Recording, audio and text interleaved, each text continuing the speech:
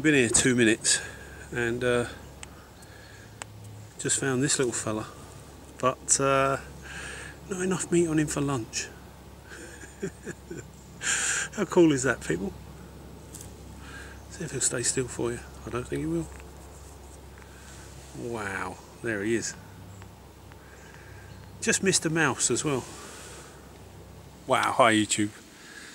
Sloped off into the woods, another recce for our 250 prepper camp out. I'm meeting Funky Prepper here shortly. Funky's going to make a promotional video. There's also going to be a website purely to book and to promote this event. This is a little spot that I've picked. I've literally just driven into the woods, and what I'm going to do is set up my little camp. I'm going to gather up some firewood, and then I think I'm going to cook some scones. I think afternoon tea, in way of just saying to Funky, you know, thanks very much for your effort. Suppose I better crack on, get some firewood, and make myself comfortable. But this is Roach in the woods. This is peachy.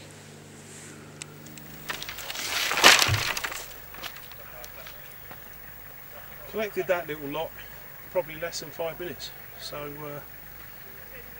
that's enough to get my fire going. Okay, time to start processing my firewood. You know, size of your small finger, then of your thumb, then slightly bigger. Come out in the woods, really, you want to bring with you at least 3 different ways of making fire. Now, even if one of those ways is a good old-fashioned lighter, you know. But if you're a survivalist, a prepper, bushcrafter, woodsman, you know, no point coming out without 3 ways of making fire. That way you can't possibly get stuck. You know, fire, what it does, it regulates our body temperature, it purifies our water, it cooks our food, it keeps our morale high. You know, fire out here is your best friend. Okay, so this is just some of the stuff that I'll kind of bring out into the field with me. This is just the sort of down out of my dryer at home. You know, so if you look in the filter of your dryer, you'll find lots of this kind of cottony bally stuff. Hello. And all I do is just mix it up with a bit of Vaseline, and that becomes my sort of cotton wool balls. But obviously I'm not buying cotton wool, you know, good quality cotton wool just to spark it up. The other thing is maybe a little bit of fat wood. That in your kit comes in super handy. Just the old horseshoe fungus. I mean, this is great tinder, great kindling. You literally just carve it down, dust it up to a fine powder, and you'll find that will take a spark. A couple of other bits and pieces. I've got some char cloth here that I've made some months ago now, but again, you know, just a little bit of that in a bag in my kit.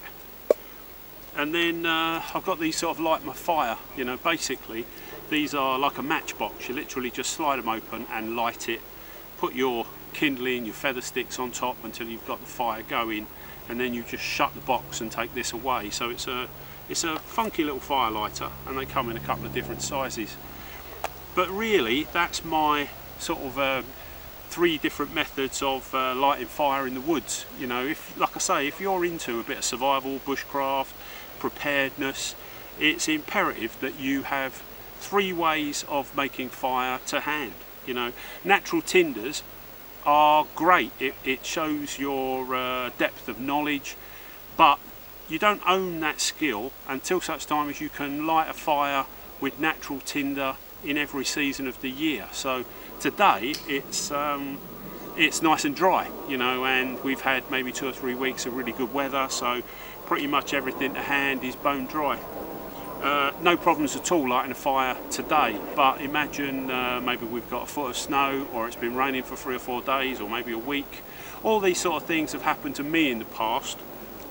These little bits and pieces potentially are just your insurance policy, but at the same time, you know, invest a little bit of energy into learning how to light fire using natural tinder. Alright, so I'm just going to zip some of this firewood down. Like I say, this is just stuff that I've literally sort of picked up off the ground, you know, so no fanatical sort of, you know, chopping trees down or anything like that. You know, it's just a matter of processing what's lying around.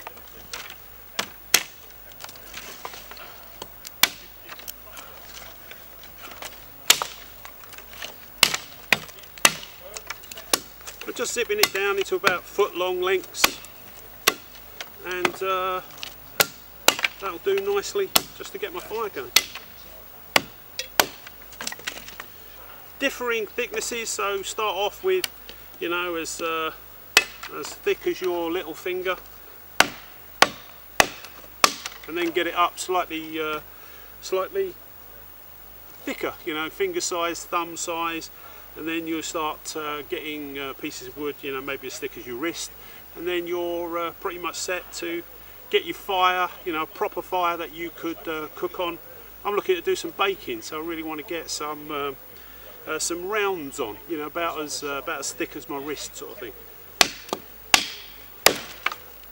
For any of you that are interested, this is the first look at Roach's new bushcraft tool. Okay, so I'm going to use my little Zippo lighter. This thing about the old kind of inner tube on the outside, all that does is it stops the fuel evaporating in your pocket, you know, because your lighter is next to your body, so it's at body temperature most of the time, which just is the ultimate assistance for all the petrol in your lighter evaporating.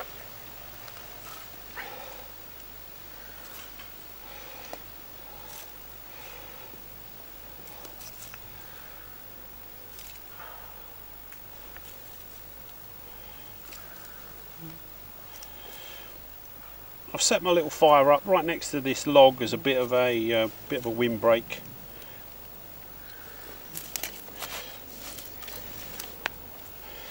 As you saw, I just zipped down all of my timber. I've literally just picked all this up off the ground. You know, I haven't chopped anything down or anything like that. I see little point in expelling all of that sort of energy to you know, just to lay your hands on firewood that, like I say, is just laying around. But going to get this little fire going, going to get some rounds on it, hopefully get some embers, and then I'm going to do some baking for you.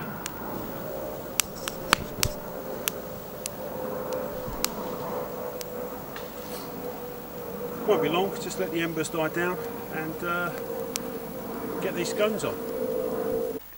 Right, so here's my ingredients: self-raising flour, a couple of eggs, sugar and butter, and as I've said, a tin of carbonated sort of lemonade, but this has got a hint of apple to it, but anything. I mean, ultimately I would have loved lemonade or cream soda. This is a thing called a dredge. What I'm going to do is put a couple of cups of flour into the bowl, and we'll start making these scones up. The reason I use the dredge is it's just a you know, really simple kind of measuring device really, and it also puts a little bit of air into the flour for you. Now literally it's just a kind of cup, so I've got a full cup. I'm going to put 2 cups.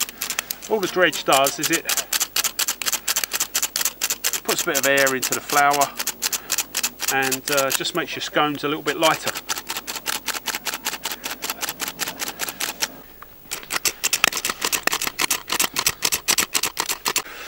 Okay, so I've taken my watch, my jewellery off, given my hands a wipe.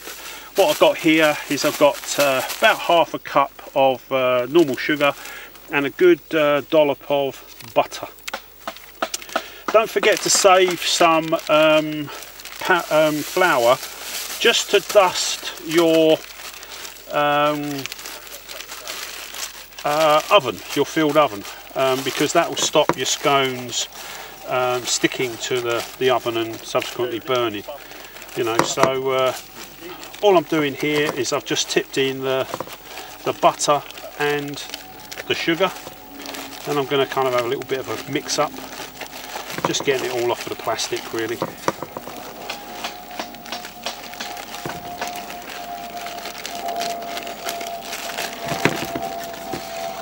The kind of you know, the ingredients, so to speak, are probably half a cup of sugar, and if you're measuring, I suppose, in the same way, same implement, you know, you're talking about half a cup of butter, or maybe half a pack of butter, you know, coming kind of straight out of the fridge. Good thing about this, of course, is that the journey here, the butter's had time to soften, you know, so should mix in much easier. I like mixing things with my hands because you get a kind of a feel for the texture of it, but you could as easily use a spoon, you know. So that's our kind of 2 cups of flour, put it through the dredger just to get some air in it. Got the butter and the sugar. Now we're going to put in a couple of eggs. There we go. And again, you know, we want to just mix it in pretty thoroughly. Don't you know, don't worry about sort of getting your hands in there, and it just ensures that it will be kind of nice and light, you know, that it's not sticking together sort of thing, you know. Handful of flour just between your hands, just kind of sieving it up. Right, now we're ready for some of that apple drink. Okay, so here we go. Just going to put this in to taste, really. So let's put half of it in, and then we'll see, sort of thing. See what sort of mixture we end up with.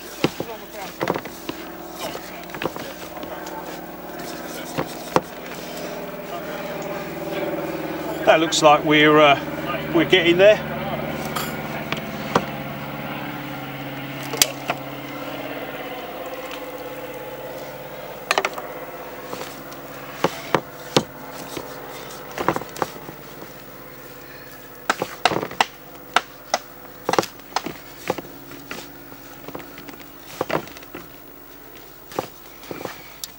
The best thing for cleaning your hands after they've been in the mixing bowl, believe it or not, is just a bit of flour, a bit of dry flour. You know, just pour it over your hands, rub your hands together, and slowly but surely it will all come off of your hands. But that is pretty much our scone mix. That's going to be ready to go into the field oven. As soon as those embers die down, we'll get that warmed up. We'll divide this mix into little balls, about as big as a tennis ball, I think. Maybe a little bit smaller, and that'll be a kind of good individual portion. And that'll do very nicely. So that's just the flour, just dry flour. Rub your hands together, and you'll find that it all just comes off your hands.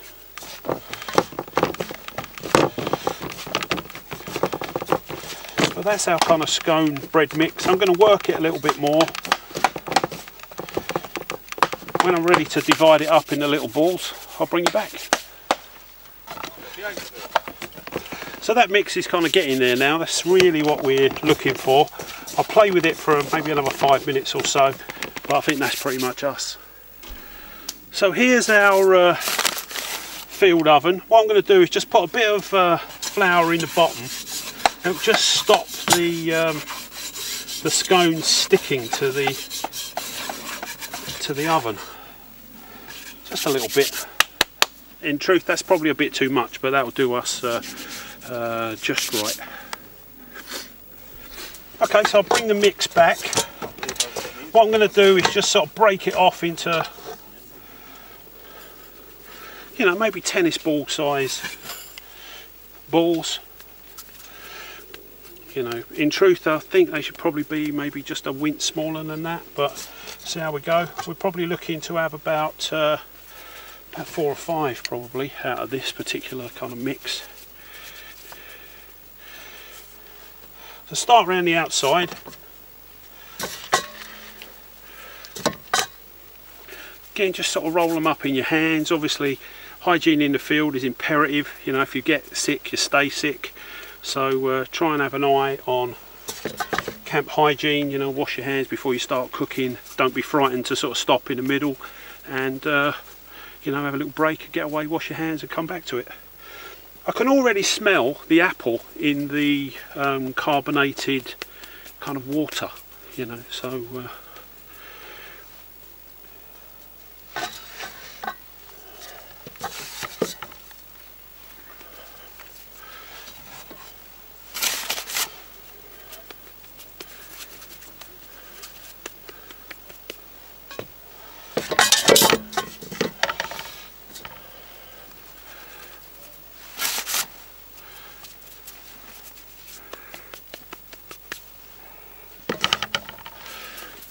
right, this extra one I'm going to do for Pete, because we all know Pete likes his scoff, don't we?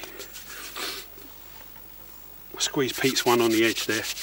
Right, so that's the best we can do. That's going to be our sort of lemon and apple scones, and just need to wait for the fire to die down now, so we've got some embers. Then we're going to put them on the embers, and hopefully we'll have lovely apple and jam scones in about 35 minutes. Okay, let's get it on the fire. Okay, so the old embers are just about died down. I've got the old cold steel shovel, which is perfect for this.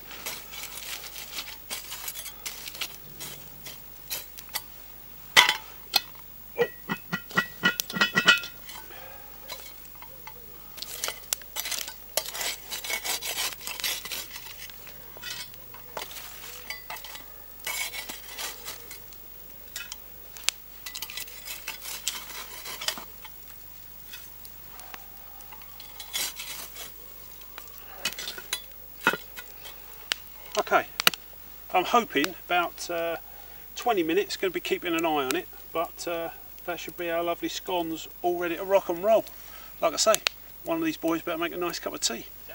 So this is Funky making himself at home in the woods. Got the old MOD camp bed, blanket, lovely little pillow, just under a tarp with a prop. Really simple setup, but all that's required this time of year really. I mean, there are a few insects about, but in truth they're not, you know, they're not irritating by any stretch of the imagination. And I think this little setup's all you're going to need. Home sweet home. So this is sort of unheard of really, to see Pete Wiseman in a tent, but he's bought this little domed two-man tent, which he's put up and going to make himself very at home in, and looks a business, you know, folds up to next to nothing, not very heavy at all. He's got his companion with him, which is nice to see. But that's Pete making himself super comfy.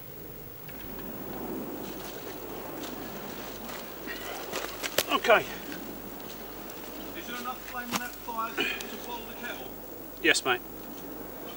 Let's just check these scones. Been about 25-30 minutes maybe. Oh, ladies and gentlemen, wow. I think they might be done.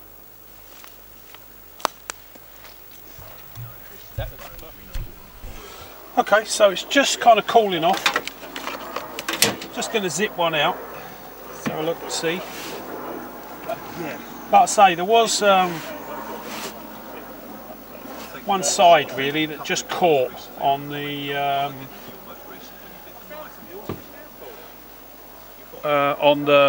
side of the camp oven.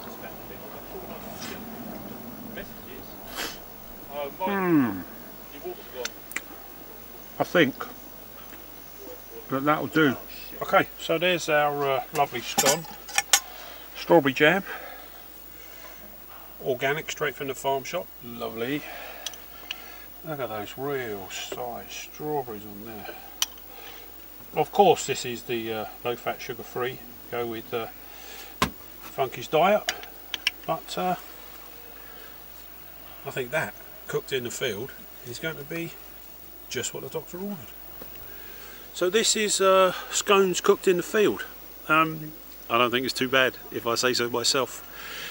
Can't taste the apple soda, but it is very light. There's a lot of air in the scone itself. Obviously the beautiful natural organic jam is priceless, but let's have a taste.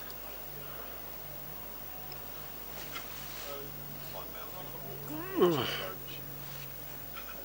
think the only thing we could do with is perhaps just a knob of cream on the top, but that's really tough in a British woodland.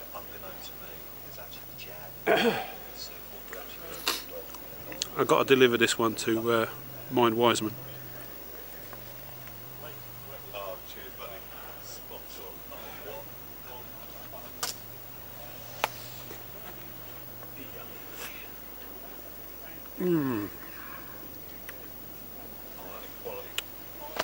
So making yourself comfortable in the field, eating real proper food, far from impossible. I'm going to enjoy this. I'll be back soon.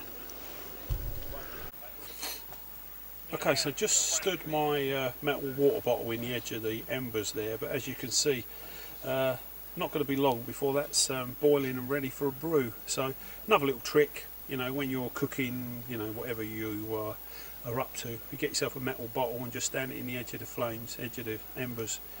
You know, you'll have hot water when you need it. What I've done with this bottle, as you can see, is I've just unclipped the Bakelite lid, because obviously that would burn or melt, but that's my metal water bottle, works a treat. We're just really sort of getting ready for the night routine, you know, so we've probably got another hour, maybe hour and a half of daylight left, so kind of battening down shelters and bashers, getting kit put away that we don't need immediately. The evening meal is starting to sort of come out and get done, and getting ready, as I say, for the kind of night routine. So the thing about kit and equipment, you know, it's good sense, it's good working practice to get all your kit kind of stashed away, don't have anything out if you don't need it, if you're not using it. We're sharing the woodland with some, I think, Duke of Edinburgh Award teenagers, and they're at the other end of the woodland, and there's a lot of kind of chopping and, you know, the sort of teenage adventure type high spirits that you could predict and imagine. So it's quite interesting eavesdropping on what the youngsters are doing. But us old farts are battening down and getting ready for the night routine, like I said. So might be a bit of filming during the night, but we're sort of sitting round and doing what blokes do, which is kind of talking shit in the woods. And a really good time has been had by all. So I'm going to be having some mountain house this evening. I'm not going to be doing anything weird and wonderful. I'm literally just going to be kind of boiling some water, putting it in a couple of packets, putting them together, and that's going to be my evening meal. I'm sure that Pete Wiseman will be having cordon bleu something, and I would probably put my hat on Funky Prepper having maybe a ration pack of some sort. So I think that's what we're up to. Like I say, this is us getting ready for nighttime routine. Hopefully there'll be a bit of filming during the night, but failing that, I'll see you in the morning.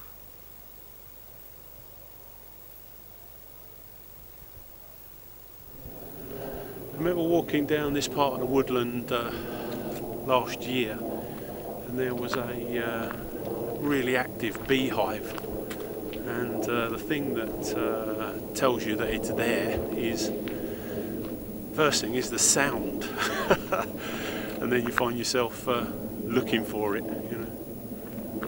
But it's a beautiful little bit of English woodland, that's for sure. We're kind of doing the recce, like I say, we're just putting the final sort of dotting the I's and crossing the T's for the 250 prepper camp out in October. It's going to be the 3rd, 4th, 5th, possibly the 6th of October, so Friday to Monday.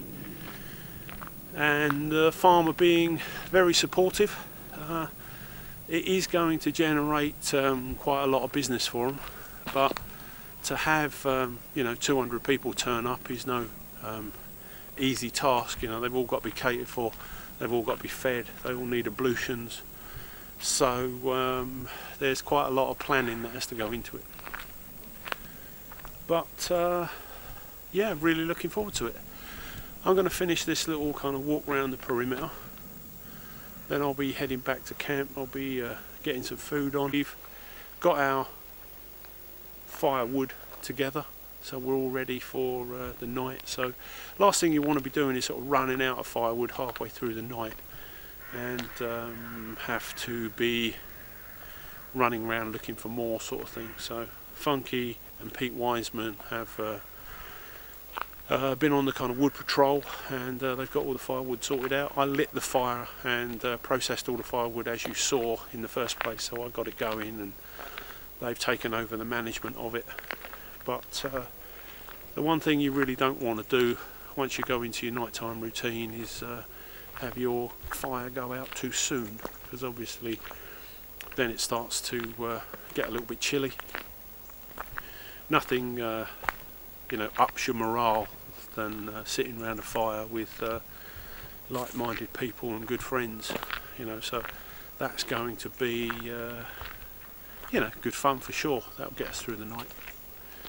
But that's it really. I'm going to end this little walk around here, like I say, walking around the perimeter, just seeing who else is about and getting ready for my nighttime routine. Okay, this is something I've never done before. I've packed up and I'm moving out at night.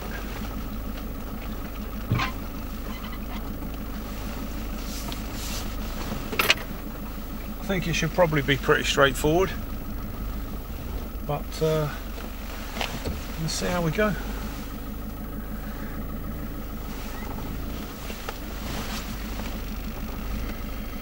So a good nighttime routine where you've got everything kind of packed away and ready to go.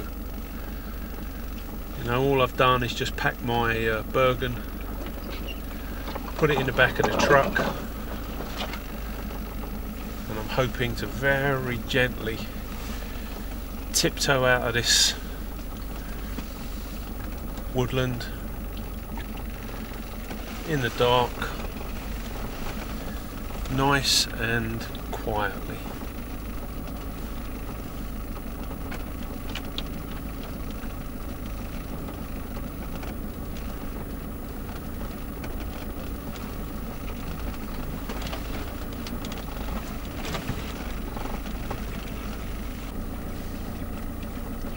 Following the tracks that I made on the way in, that's confirming the kind of lie of the land and the route for me.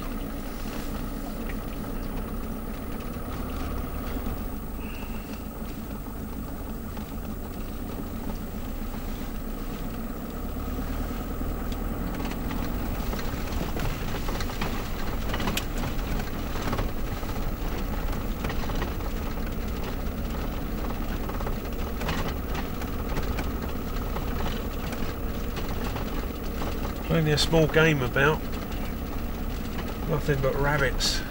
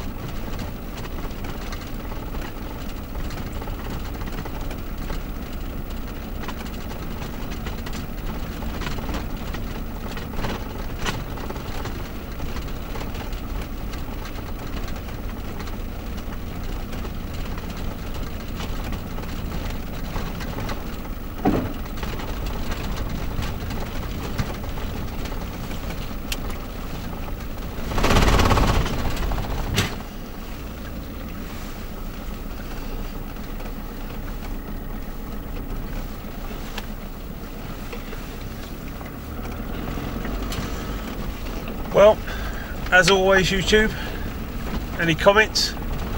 Love to hear them. Back soon.